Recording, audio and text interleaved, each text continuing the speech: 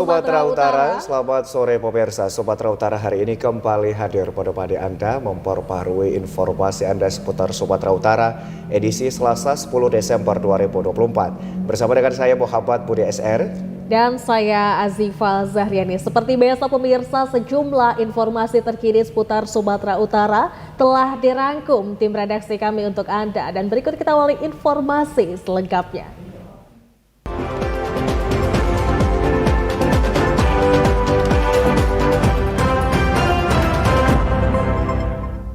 Pemirsa, informasi sore ini diawali dari Kejaksaan Negeri Labuhan Batu yang menetapkan dan menahan 2 orang tersangka korupsi pengelolaan retribusi senilai 1,4 miliar rupiah pada perusahaan umum daerah air minum Pudam Tirta Bina Kabupaten Labuhan Batu selama 2 tahun terakhir.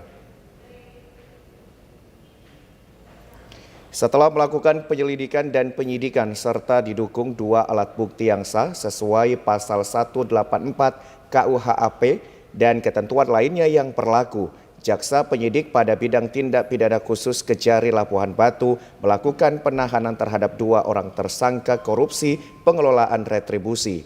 Kedua tersangka masing-masing PSN 53 tahun selaku mantan Direktur Pudam Tirta Bina dan KY 54 tahun selaku Kasubag Keuangan. Kasih Intelijen Kejari Labuhan Batu, Mehmet Rahmat Sugaba membenarkan penahanan terhadap kedua orang tersangka tersebut terkait perkara dugaan tindak pidana korupsi pengelolaan retribusi Pudam Tirta Bina Kabupaten Labuhan Batu mulai dari tahun 2023 sampai dengan tahun 2024 yang menimbulkan kerugian negara pada Pudam Tirta Bina sebesar 1 miliar lebih. Bahwa berdasarkan hasil pemeriksaan pada proses penyidikan telah diperoleh 2 alat bukti yang berdasarkan pasal 184 KUHAP dan ketentuan lainnya yang berlaku serta terhadap tersangka sudah dilakukan pemeriksaan sebelumnya baik sebagai saksi maupun sebagai tersangka. Tindakan para tersangka menimbulkan kerugian negara pada Pudam Tirta Bina Labuhan Batu sebesar 1,4 miliar rupiah. Mungkin itu yang bisa kami sampaikan di press release kami di. Tindak pidana korupsi ini merupakan tindak lanjut dari laporan dan pengaduan masyarakat yang dilakukan penyelidikan awal pada November 2024 lalu. Guna proses hukum persidangan lebih lanjut, kedua tersangka dititipkan untuk sementara di Lapas Rantau Prapat.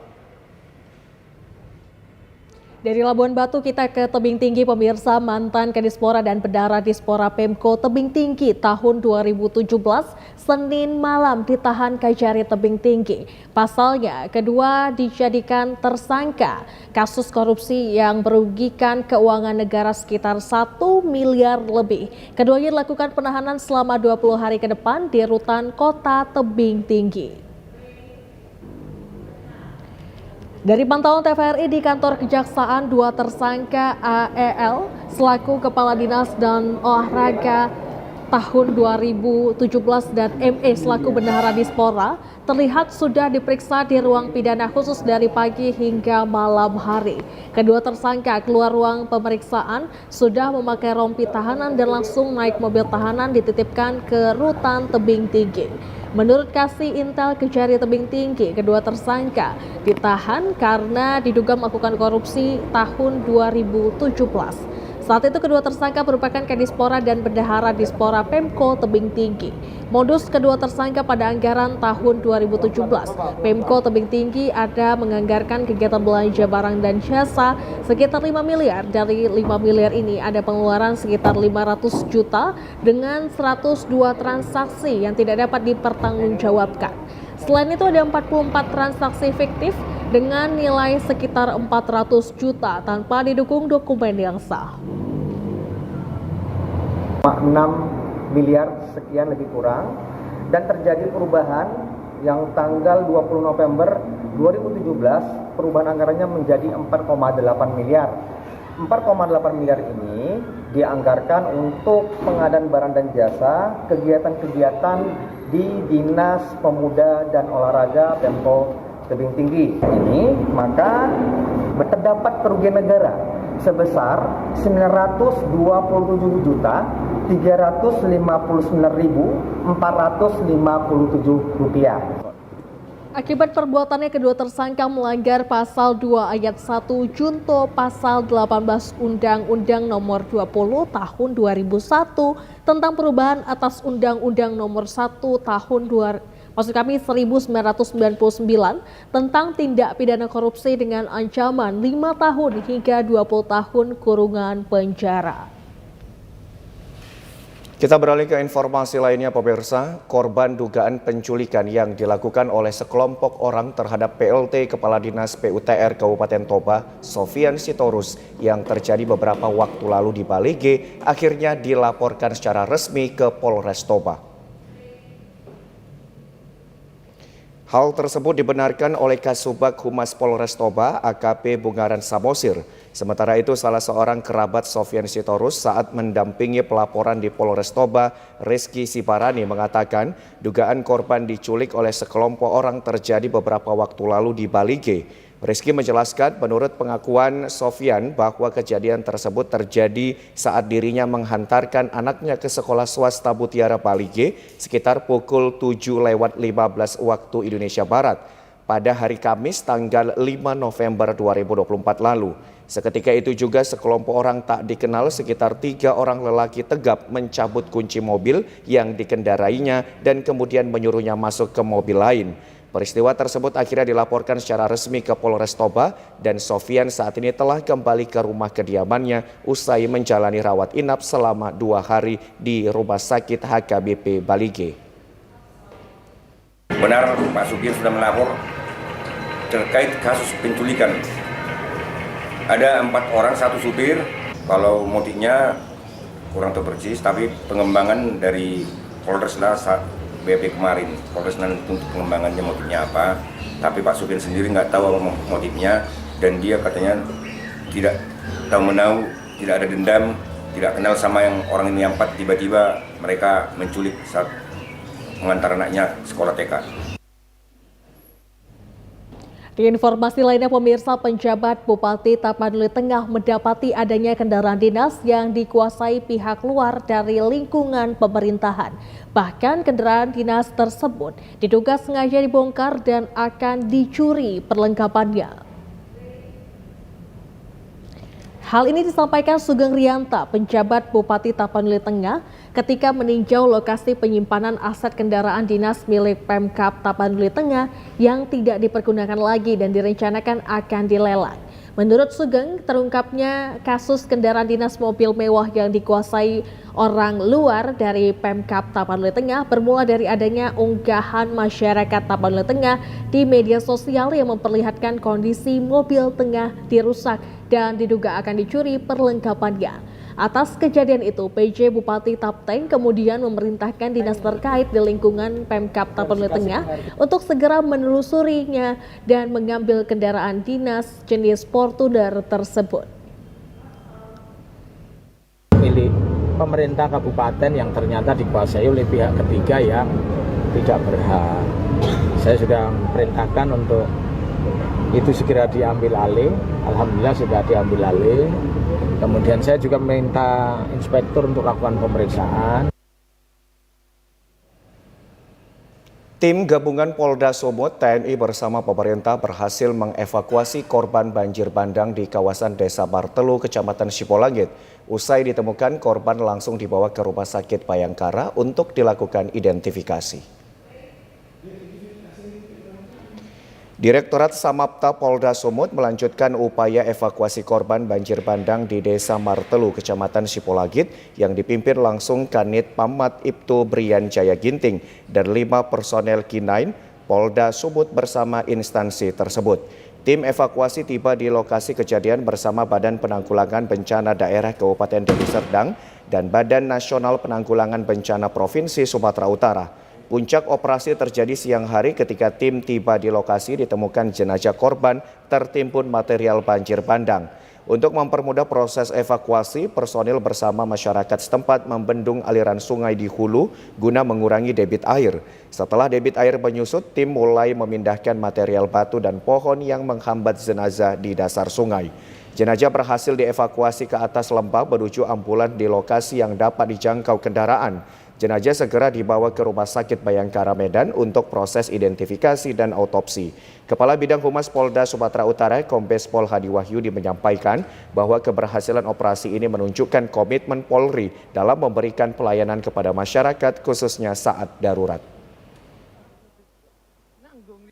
Polda Sumatera Utara sendiri terkait dengan evakuasi dan pencarian menurunkan Tim SAR Brimob Polda Sumatera Utara, kemudian Sabara dan K9 yang alhamdulillah berkat K9 yang kita turunkan juga berhasil.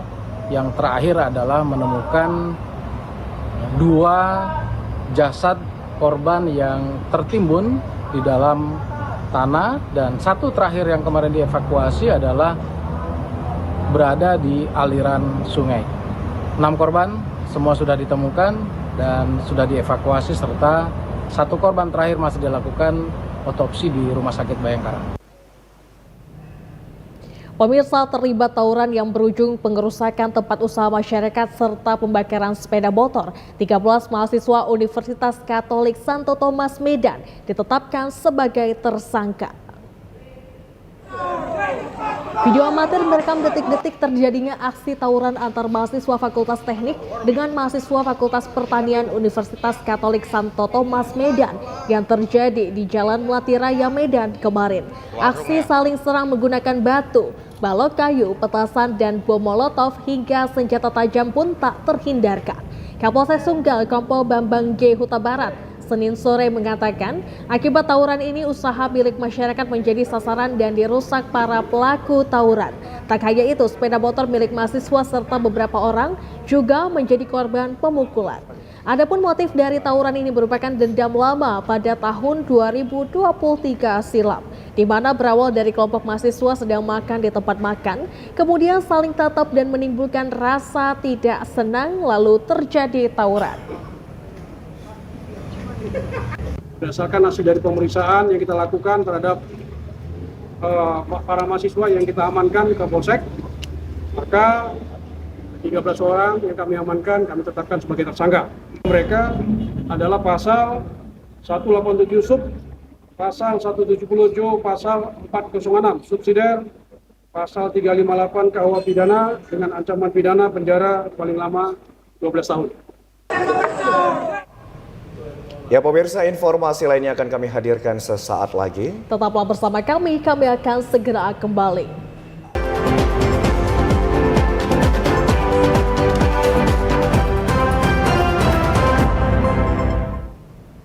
Terima kasih pemirsa, Anda masih bersama dengan kami dalam program Sumatera Utara hari ini. Pemirsa, mahasiswa dan Aliansi Rakyat Cinta Serdang Bedagai melakukan kritikan dengan aksi memancing di proyek alun-alun yang notabene dalam pengerjaannya banyak bermasalah. Hal tersebut sebagai momentum Hari Anti Korupsi Sedunia yang berharap pemerintah Serdang Bedagai bersih dalam penyelenggaraan pemerintahannya.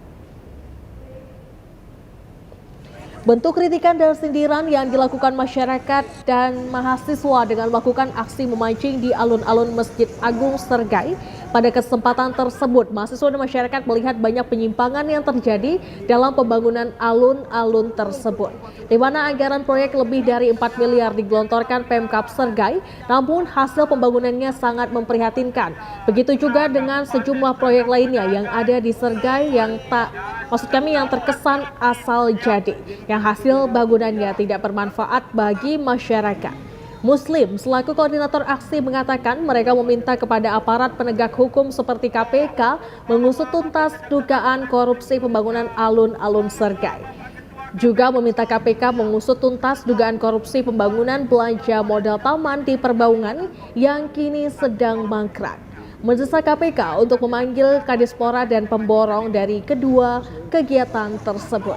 Di samping itu juga meminta para penegak hukum seperti kepolisian dan kejaksaan untuk melakukan pengawasan dan penindakan jika diduga banyak terjadi penyimpangan dalam setiap kegiatan proyek di Sergai. Ya, ini kan sebagai bentuk bagaimana keresahan masyarakat melihat keadaan alun-alun Kabupaten Serdang Bedagai. Kenapa alun-alunnya? Kalau hujan tadi malam banjir, ini sudah ada yang rusak. bergelombang, kalau malam hari gelap. 4.907.340.000. Pemirsa, kita beralih ke Kabupaten Labuhan Batu Selatan. Jalan penghubung dua desa di Kabupaten Labuhan Batu Selatan rusak parah. Hingga kini belum ada perbaikan sehingga membuat ekonomi masyarakat menurun. Inilah kondisi jalan menuju Desa Rintis dan Desa Ulumahuam, Kecamatan Silangkitang sepanjang 5 km. Terlihat banyaknya lubang-lubang di badan jalan sehingga kendaraan ekstra hati-hati saat melalui jalan tersebut. Kondisi ini diperparah bila musim penghujan sehingga tampak badan jalan tersebut seperti kubangan. Bahkan ada beberapa ruas badan jalan yang sudah tidak beraspal sehingga membuat warga was-was saat melintasi jalan tersebut. Dengan kondisi jalan seperti ini membuat truk pengangkat hasil pertanian di kawasan ini kerap mengalami kecelakaan. Seorang warga Desa Rintis, Kusmono, menyampaikan dengan rusak jalan lintas Rintis sangat berpengaruh dengan harga hasil tani sebab pihak transportasi beralasan jalan rusak dan kerusakan angkutan sehingga petani sangat dirugikan. Sangat banyak. Banyak bang. Alasan toke jalan rusak, harga menurun, mobil transport rusak. Nah itu Berarti dengan sendirinya petani yang dirugikan bang? sangat-sangat dirugikan. Ya. Terus? Ya, untuk meningkatkan ekonomi masyarakat, biar upah untuk ongkos mobilnya itu kan nggak kena mahal karena kalau jalannya bagus. Berarti dengan sendiri kalau bagus jalan ini harga tani agak tinggi bang? Harga tani tinggi. Masyarakat tetap melalui jalan tersebut meski dalam keadaan rusak. Sebab jalan tersebut merupakan akses terdekat menuju Kabupaten Labuhan Batu dan Labuhan Batu Selatan. Kita ke informasi lainnya, pemirsa. 3 orang anak berusia balita menjadi korban penganiayaan yang mengakibatkan luka yang cukup parah. Bahkan dari terjadinya penganiayaan tersebut, 2 dari 3 orang anak korban harus merenggang nyawa akibat luka tusukan senjata tajam jenis pisau yang dilakukan oleh korban terhadap ketiganya. Warga kawasan Jalan Rel Desa Bandar Kalipa Percut Setuan Deli Serdang mendadak heboh saat mendapati 3 orang anak yang masih berusia balita tergeletak bersimpah darah di dalam gang Dahlia Jalan Rel. Ketiga jasad korban terpisah beberapa meter setelah menerima penganiayaan dengan menggunakan senjata tajam oleh tetangganya sendiri berinisial RS. Warga yang mengetahui peristiwa tersebut sempat berupaya untuk melarikan ketiga anak korban ke rumah sakit terdekat. Namun karena kondisi yang cukup parah karena menderita luka serius di bagian perut, 2 dari 3 anak korban akhirnya meninggal dunia saat dilarikan ke rumah sakit. Kapolsek Medan Tembung Kompol Johnson Sitompul mengatakan peristiwa penganiayaan yang menyebabkan tewasnya 2 dari 3 anak korban ini hanya karena permasalahan sepele, yakni anak korban yang kerap mengejek pelaku yang diduga mengalami gangguan mental. Pimpinan kami koordinasi Satreskrim langsung dipimpin ke Satreskrim beserta perwiranya. Kami bersama-sama ya tidak memerlukan waktu lama, pelakunya sudah berhasil kami amankan. Nah, untuk saat ini informasi yang kami dapat dari pihak rumah sakit masih kritis ketiga-tiga korbannya. Sejauh itu belum bisa kami berikan kepastiannya. Nantinya dalam proses penyidikan oleh unit PPA Satreskrim Polrestabes Medan pasti akan melakukan pengecekan terhadap kejiwaan si pelaku. 2 kelompok massa yang diduga anggota geng motor terlibat tawuran menggunakan senjata tajam di Kota Kisaran, Kabupaten Asahan. Aksi tawuran yang sudah kerap terjadi sangat meresahkan masyarakat. Inilah video yang direkam saat warga terjadi tawuran antar geng motor di Jalan Sisingamangaraja, Kecamatan Kota Kisaran Barat, Asahan yang terjadi pada Senin dini hari. Dalam video tampak puluhan orang saling kejar sambil membawa berbagai jenis senjata tajam. Kepala lingkungan setempat, Bowo, mengatakan aksi tawuran itu berlangsung cepat, warga pun tidak mengetahui asal massa yang terlibat tawuran. Saat kejadian tidak ada warga yang berani melerai karena takut menjadi sasaran amukan massa. Warga berharap pihak kepolisian bisa segera menangkap para anggota geng motor yang sudah sangat meresahkan dan membuat warga merasa tidak aman jika keluar rumah. 1 hari sebelumnya, geng motor juga membuat keonaran dengan merusak salah satu warung makan di Kota Kisaran. Namun hingga kini belum ada tanggapan dari pihak kepolisian.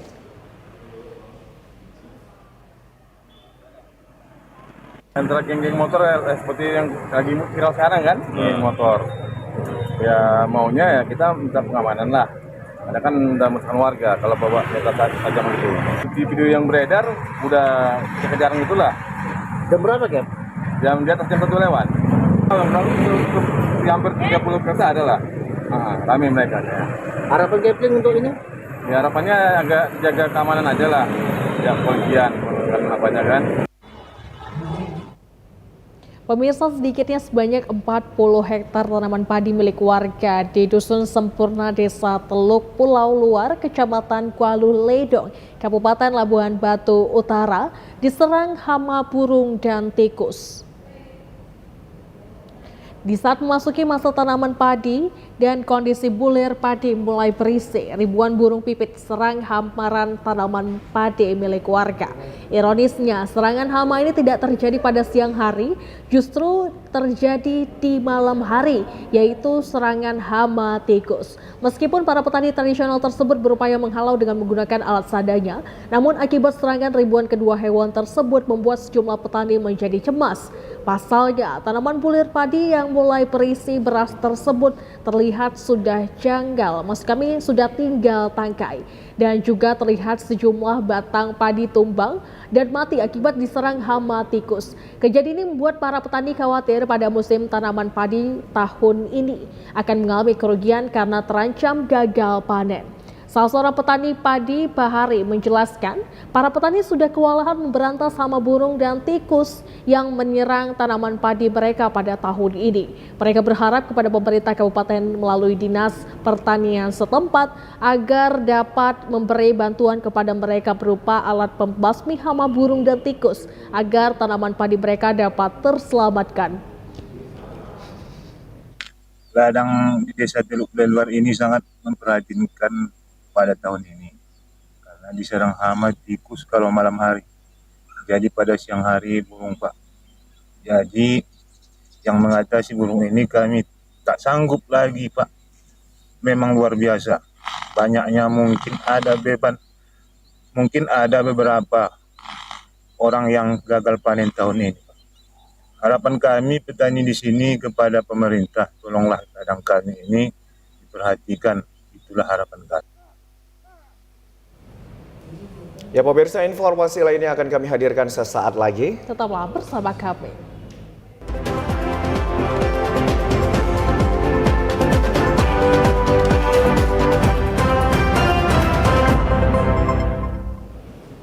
Terima kasih Anda masih bersama dengan kami pemirsa. Penjabat Gubernur Sumatera Utara Agus Fatoni terima penghargaan Komisi Informasi Sumatera Utara Award tahun 2024.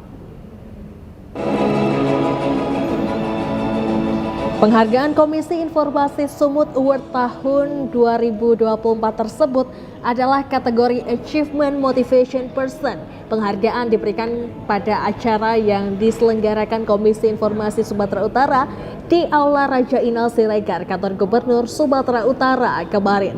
Fatoni mengatakan, ke depan pihaknya akan terus berupaya meningkatkan keterbukaan informasi sebagai bentuk kewajiban kepada publik. Pemerintah Provinsi Sumatera Utara terus memberikan dukungan terhadap keterbukaan informasi publik untuk meningkatkan kepercayaan masyarakat kepada pemerintah. Monitoring dan evaluasi informasi bukan hanya sekedar award, namun mempunyai landasan hukum yang kuat.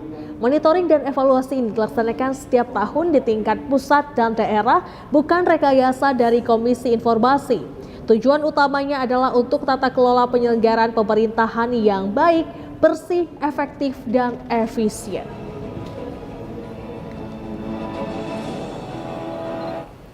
Ya, di informasi lainnya pemirsa, pejabat Gubernur Sumatera Utara Agus Fatoni dan Pangdam 1 Bukit Barisan Majen TNI Rio Firdianto bahas sinergitas program antara pemerintah Provinsi Sumatera Utara dan Kodam 1 Bukit Barisan, antara lain mengenai keamanan masyarakat, pemberantasan narkoba, ketahanan pangan, hingga pemberian makanan bergizi para siswa sekolah. Penjabat Gubernur Sumatera Utara Agus Fatoni menerima kunjungan silaturahmi Pangdam 1 Bukit Barisan Majen TNI Rio Firdianto di ruang kerjanya kantor Gubernur Sumatera Utara Jalan Diponegoro, Medan kemarin.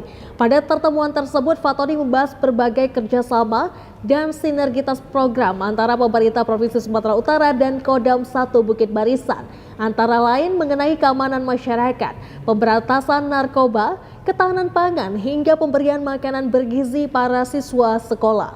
Menurut Fatoni, untuk hal pemberian rasa aman pada masyarakat, pemerintah Provinsi Sumatera Utara sendiri telah mengerahkan Satpol PP yang nantinya dapat bersinergi dengan TNI untuk melaksanakan tugas patroli di beberapa titik rawan di Kota Medan dan sekitarnya yang kerap terjadi pembegalan. Untuk pemberantasan narkoba, Fatoni juga mengajak TNI untuk berkolaborasi dan bergabung dengan relawan yang telah disiapkan pemerintah Provinsi Sumatera Utara. Sedangkan untuk program pemerintah pusat, yakni uji coba pemberian makanan bergizi untuk siswa, akan dimulai pada 11 Desember 2024.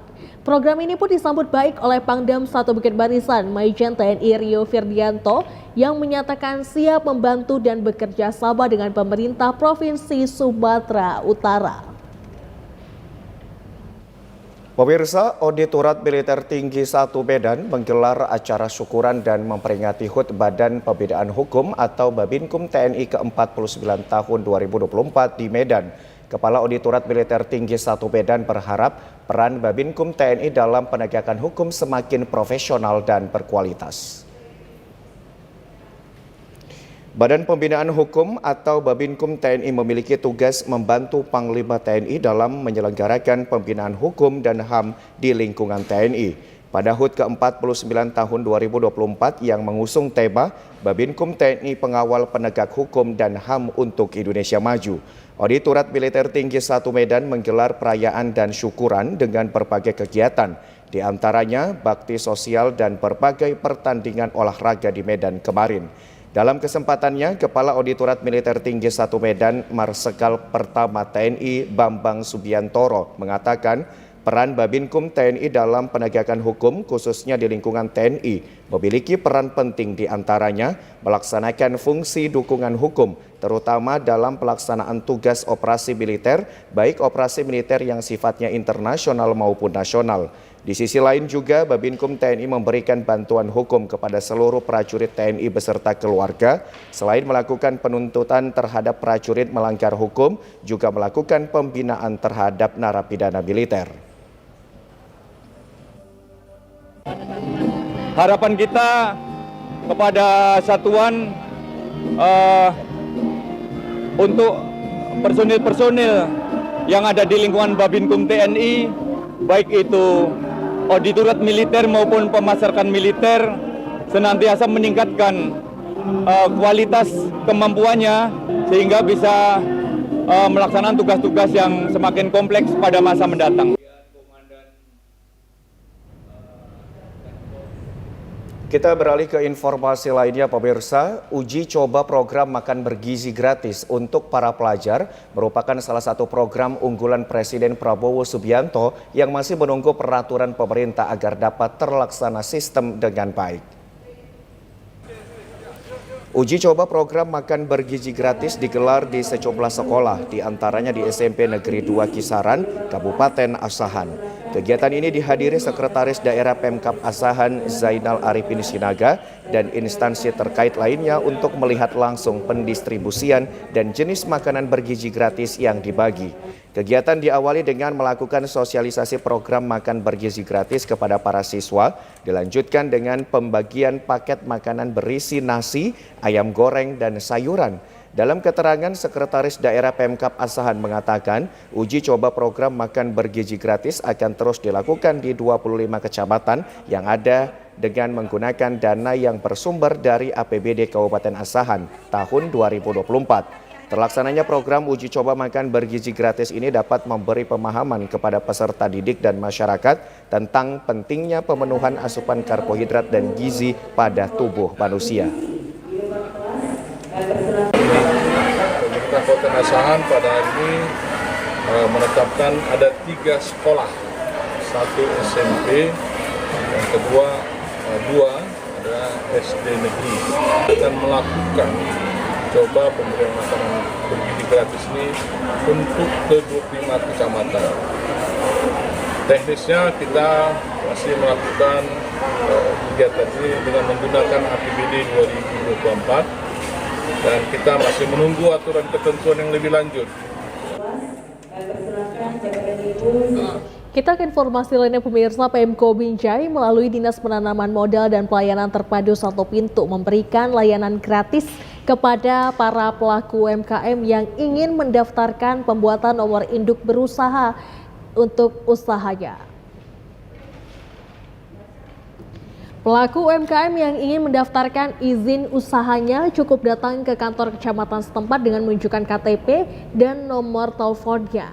Antusiasme para pelaku UMKM yang ingin membuat izin usahanya cukup terbilang tinggi. Hal ini bisa terlihat dari ramainya para pelaku UMKM yang datang ke kantor Camat Binjai Utara untuk mendaftarkan pembuatan nomor induk berusaha atau NIB usahanya. Kabid Perizinan DPMP TSP Pemko Binjai, Eko Prasetya menjelaskan bahwa layanan pembuatan izin usaha untuk pelaku UMKM digelar secara serentak di 3 kecamatan, yakni Kecamatan Binjai Utara, Binjai Timur, dan Binjai Selatan. Berikutnya pekan depan juga akan digelar kegiatan serupa di Kecamatan Binjai Barat dan Binjai Kota. Eko juga menyatakan bahwa kegiatan ini bertujuan untuk membantu para pelaku UMKM dalam membuat izin usahanya secara gratis. Sehingga setelah terdaftar dan memiliki izin usahanya, para pelaku UMKM akan lebih mudah untuk memasarkan produk jualannya ke luar daerah dengan jumlah yang besar. Jadi saat ini ada 3 kecamatan yang dilakukan serentak, yaitu Binjai Utara, Binjai Timur, dan Binjai Selatan. Kegiatannya tujuannya supaya masyarakat yang memiliki usaha bisa memiliki izin. Jadi kami dari DPMP TSP itu jemput bola lah ke kecamatan-kecamatan bagi masyarakat yang mau mendaftarkan nomor induk berusahanya. Kepala Lembaga Layanan Pendidikan Tinggi Wilayah 1 Sumatera Utara, Profesor Saiful Anwar Matondang, dukung kampus di Medan usung konsep Global Digitalpreneur, kampus untuk mewujudkan Indonesia Emas 2045. Program Indonesia Emas 2045 dari pemerintah Republik Indonesia menyasar sejumlah aspek untuk menjadikan Indonesia negara yang berdaulat, maju, dan berkelanjutan. Beberapa di antaranya yang paling mencolok adalah penuntasan kemiskinan dan ketimpangan sosial, serta peningkatan daya saing sumber daya manusia lokal. Pendidikan berkualitas harus tersebar merata di seluruh wilayah Indonesia, seperti di Kota Medan sebagai kota terbesar ketiga di Indonesia telah memiliki kampus berkualitas dan modern yang berada di dalam mal. Kepala Lembaga Layanan Pendidikan Tinggi Wilayah 1 Sumatera Utara, Profesor Saiful Anwar Matondang menyebutkan keberadaan kampus di dalam mal ini menjadi daya tarik tersendiri bagi generasi muda dalam menuntut ilmu. Salah satunya adalah Binus University yang mengusung konsep Global Digitalpreneur yang berfokus pada kurikulum pendidikan untuk mencetak wirausaha berbasis teknologi dengan mindset global mampu wujudkan Indonesia Emas 2045. Adalah sudah World Class University. Kita berharap kelas menengah ke atas yang selama ini tergantung pada negara tetangga bisa kuliah di sini. Yang khusus ya, selama ini kita menganggap kampus itu kan ada anak mudanya yang boring ya, ini lebih menyenangkan. Pemirsa, Komite Masyarakat Danau Toba KMDT dan Solidaritas Merah Putih Solmed menyelenggarakan ibadah Natal di Gedung Geraha Daun Mas Medan. Natal diawali dengan ibadah dan diakhiri dengan pembagian kasih Natal kepada anak yatim piatu.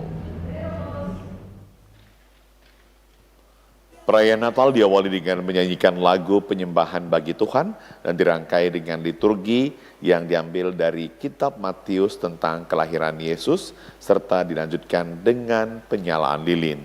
Tema Natal KMDT dan Solmed Immanuel Allah beserta kita. Dengan subtema, sesungguhnya anak darah itu akan mengandung dan melahirkan seorang anak laki-laki dan mereka akan menamakan dia Immanuel yang berarti Allah menyertai kita. Renungan Natal disampaikan Pastor Jonathan Manulang mengatakan bahwa kelahiran Yesus ke dunia untuk semua orang agar mengalami terang Kristus. Dikatakan tujuan umat manusia untuk menyembah Tuhan agar orang yang percaya memperoleh penyertaan Tuhan untuk mendatangkan kedamaian bagi umat manusia. Ketua Umum KMDT Edison Manurung menyampaikan perayaan Natal yang dilakukan bertujuan untuk mempererat dan memperkokoh persaudaraan di antara seluruh anggota. KMDT juga diharapkan dapat membangun sinergitas dengan seluruh masyarakat, Forkopimda, untuk mewujudkan program pembangunan yang dicanangkan pemerintah. Terima kasih kepada seluruh undangan dan juga tokoh-tokoh yang kami undang, Bapak PJ Gubernur, Bapak Wali Kota Medan, dan Bapak Kapolda, dan semua Forkopimda yang hadir pada saat ini. Semoga dengan perayaan Natal yang dilakukan oleh KMDT dan Solmed menjadi suatu perekat bangsa dalam rangka menggelorakan program yang dicanangkan oleh Bapak Presiden Prabowo. Harapan kami sebagai Komite Masyarakat Danau Toba di eranya melanjutkan program Jokowi di era Prabowo, kami telah melakukan sekarang terobosan-terobosan yaitu pembagian beasiswa kepada SMA SMK. Tokoh masyarakat Sumatera Utara R.E. Nainggolan mengapresiasi KMDT dan Solmed karena memiliki sejumlah program untuk memajukan bangsa. Dikatakan KMDT senantiasa tegak lurus untuk menegakkan Pancasila, Negara Kesatuan Republik Indonesia, dan Bhinneka Tunggal Ika. Diharapkan KMDT lebih solid dalam melakukan pembangunan di kawasan Danau Toba demi kemajuan bangsa dan kesejahteraan masyarakat. Dan khususnya buat segenap anggota warga KMDT dimanapun mereka berada. Dan ini adalah salah satu dari banyak hal yang telah dirintis dan dilaksanakan oleh KMDT. Khususnya perhatian KMDT buat kawasan Danau Toba dan masyarakat di sekitar, sehingga masyarakatnya semakin sejahtera, semakin dapat memberikan kontribusi buat pembangunan bangsa dan negara. Kegiatan ini turut dihadiri Pemprov Su, Pemko Medan, dan Forkopimda, serta tokoh masyarakat Sumatera Utara. Pada kegiatan Natal tahun ini, KMDT dan Solmed turut memberikan bingkisan Natal kepada anak-anak yang berasal dari keluarga yang kurang mampu. Menjelang Natal dan Tahun Baru, harga beberapa sembako di Pasar Labuhan Batu Selatan terlihat merangkak naik sehingga membuat pedagang menurun. Kenaikan harga sembako berupa beras, minyak goreng, dan telur ayam terpantau di Pasar Impres Jalan M. Yamin, Kota Pinang, Kabupaten Labuhan Batu Selatan pada Senin 9 Desember, di mana untuk harga beras kemasan 10 kg dijual Rp137.000, sedangkan untuk harga beras kemasan 30 kg Rp411.000 per kemasan. Sebelumnya harga kedua beras kemasan tersebut hanya Rp133 untuk kemasan 10 kg dan Rp381.000 per kemasan 30 kg. Kenaikan juga terjadi untuk komoditi minyak goreng curah, di mana sebelumnya dijual seharga Rp18.000 per kilogram, setelah mengalami kenaikan dijual Rp19.500 setiap kilogramnya. Sedangkan untuk harga telur ayam naik hingga Rp4.000 per papan. Kenaikan harga ketiga sembako ini juga membuat warga masyarakat Labusel resah. Salah seorang pedagang sembako Juria Hanum Dalimunte mengatakan, menjelang Natal dan Tahun Baru seperti biasa untuk beberapa komoditi mulai merangkak naik, terutama harga beras. Beras, minyak makan, telur. Kalau beras itu sekarang berapa harganya? naiknya per kilo 300 per kilo, kalau minyak 1.000 per kilo. Kalau telur Bu? Kalau telur 3.000 per papan. Jadi dengan naiknya harga ini Bu, bagaimana pembeli Bu? Kalau penjualan biasa, Normal ya Bu? tapi masyarakat mengeluh. Karena kenaikan itu Bu ya? Karena kenaikan harga semua naik kata masyarakat gitu. Pemirsa, jelang Natal dan Tahun Baru, pemerintah Kota Binjai menggelar kegiatan gerakan Pasar Gerakan Pangan Murah GPM bersama Dinas Ketahanan Pangan dan Pertanian di lapangan Asrama 121, tepatnya di depan Pasar Kebun Lada, Binjai Utara. Kegiatan Gerakan Pangan Murah ini dilaksanakan dalam rangka stabilisasi harga dan pasokan pangan menyambut Natal dan Tahun Baru. Warga Binjai menyambut antusias kegiatan pasar murah ini karena dapat membantu kebutuhan hidup mereka menjelang perayaan hari besar keagamaan. Jenis sembako yang dijual antara lain beras 5 kg Rp59.000, gula pasir Rp17.500 per 1 kg, dan 1 liter minyak kita Rp15.500, serta jenis kebutuhan pokok lainnya. Kabid Ketersediaan dan Distribusi Pangan Nur Herlina menjelaskan, kegiatan pasar murah ini rutin dilaksanakan terselenggara berkat kerjasama Pemko Binjai dengan Bulog. Untuk ketersediaan sembako, pihaknya menyediakan beras dan 8 ton, juga gula pasir 200 kg, telur 100 papan, bawang merah dan bawang putih 20 kg. Antusiasme masyarakat yang berbelanja di pasar murah ini cukup tinggi. Ini adalah dari Dinas Ketahanan Pangan dan Pertanian Kota Binjai. Jadi ini adalah gerakan pangan murah ke-8 kami Dinas Ketahanan Pangan dalam rangka stabilisasi pasokan dan harga pangan menyambut Natal dan Tahun Baru. Jadi ini kami bekerjasama sama Bulog, ada Pak Krisman, asisten manajer bisnis yang baru dari Bulog. Jadi ini kami dari tim dari Dinas Ketahanan Pangan. Hari ini kita ada beras 5 ton, beras SPHP, kemudian gulanya ada 200 kilo, telur ada 100 papan, kemudian bawang merah itu 20 kilo, bawang putih 20 kilo, bawang cabai merahnya 20 kilo. Alhamdulillah Bapak lihat sudah menipis ya, walaupun dari tadi pagi udah mulai ramai, jadi satu lagi. Kalau kita dari Bulog mengucapkan terima kasih sih sama Pemko Binjai yang dalam hal ini Dinas Ketahanan Pangan.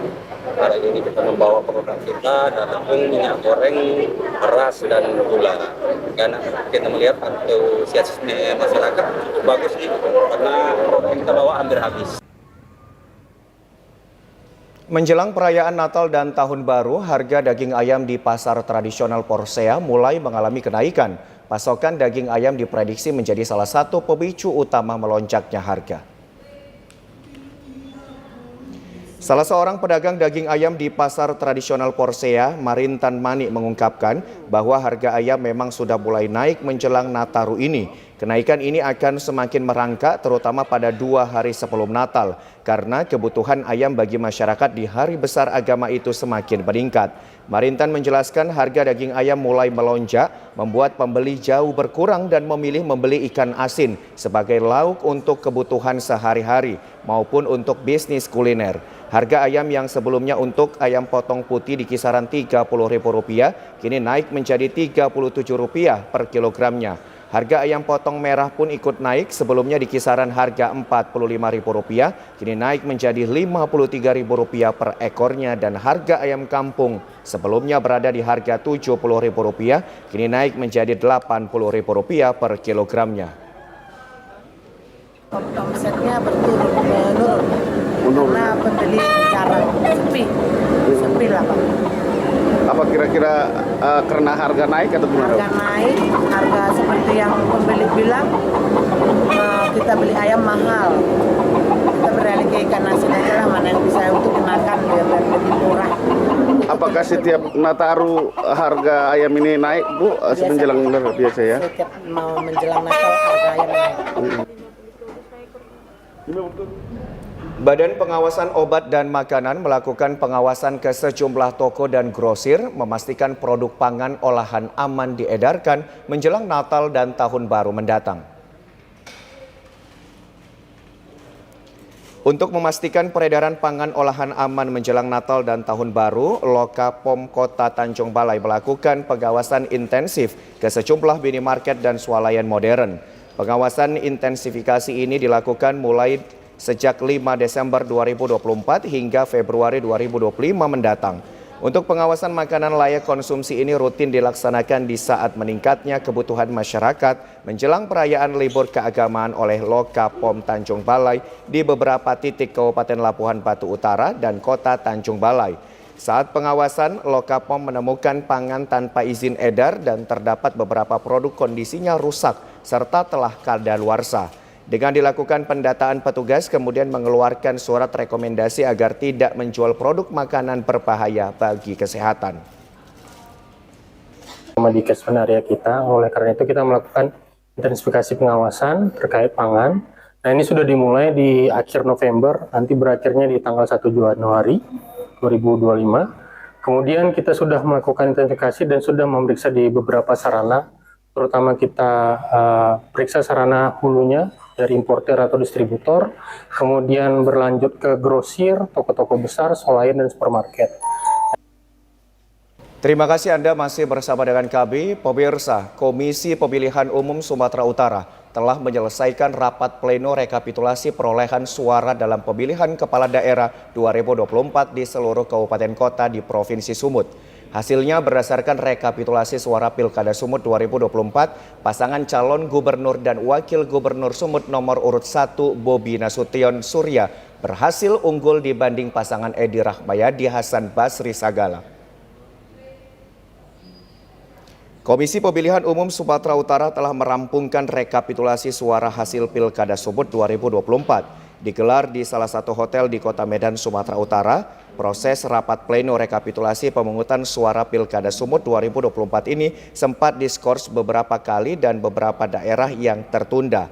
Namun sebanyak 33 kabupaten kota di Provinsi Sumut akhirnya dapat menyelesaikan rekapitulasi perolehan hasil pemungutan suara dan disahkan di hadapan seluruh peserta rapat, yakni Bawaslu Sumut dan perwakilan saksi kedua paslon gubernur dan wakil gubernur Sumut. Ketua KPU Sumut Agus Arifin mengatakan meski perwakilan saksi paslon nomor urut 2 Edi Rahmayadi Hasan Basri Sagala menolak menandatangani berita hasil rapat pleno rekapitulasi, namun kedua perwakilan saksi menerima perolehan hasil suara yang telah dipaparkan oleh KPU Kabupaten Kota se-Sumut.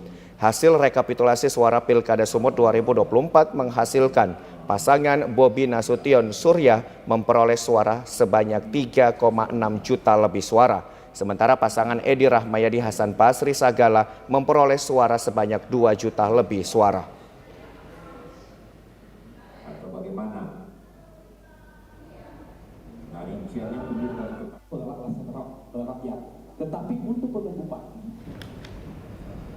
Ya, berikut akan kita saksikan informasi perakiraan cuaca di sejumlah daerah di Sumatera Utara dari Badan Meteorologi, Klimatologi, dan Geofisika Wilayah 1 Medan berlaku pada Rabu 11 Desember 2024.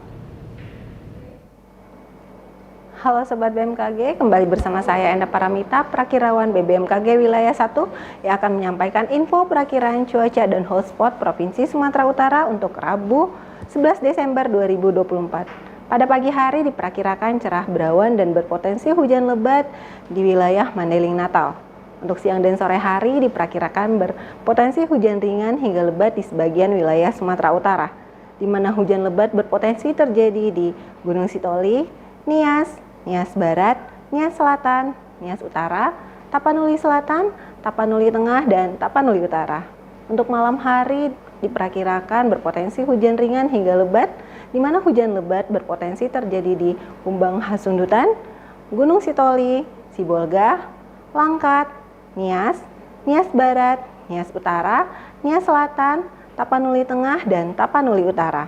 Untuk dini hari diperkirakan berawan dan berpotensi hujan sedang di wilayah Tapanuli Tengah. Untuk suhu udara diperkirakan 15 hingga 32 derajat Celcius dengan kelembapan udara 76 hingga 98%. Angin bertiup dari arah tenggara hingga barat daya dengan kecepatan 4 hingga 25 km per jam. Untuk titik panas tidak terpantau di wilayah Sumatera Utara. Kepada masyarakat dihimbau untuk tetap waspada terjadinya hujan sedang hingga lebat yang disertai petir dan angin kencang di wilayah pegunungan, pantai barat, lereng barat, yang dapat berpotensi bencana hidrometeorologi seperti banjir dan longsor. Demikian perakiraan yang dapat saya sampaikan. Semoga bermanfaat dan terima kasih. Ya pemirsa, informasi tadi menutup perjumpaan kita pada program Sumatera Utara hari ini. Saya Muhammad Budi SR. Dan saya Azifah Zahrianis. Kami berdua pamit undur diri dari hadapan Anda. Kami ucapkan terima kasih atas perhatian Anda. Selamat sore dan sampai jumpa.